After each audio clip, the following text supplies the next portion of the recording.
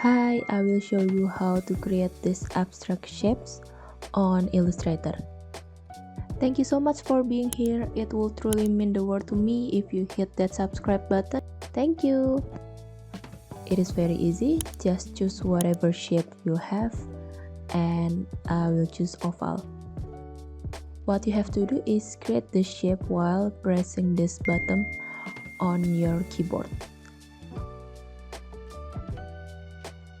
Okay, like this, and this is the result.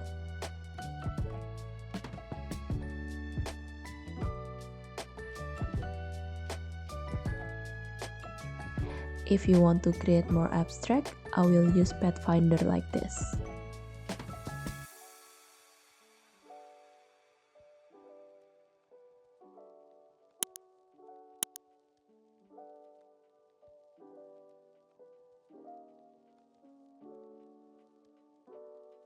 Thanks for watching. Feel free to drop any question in the comments below. And if you enjoyed the video, please like, share, and subscribe to my channel for more content. See you!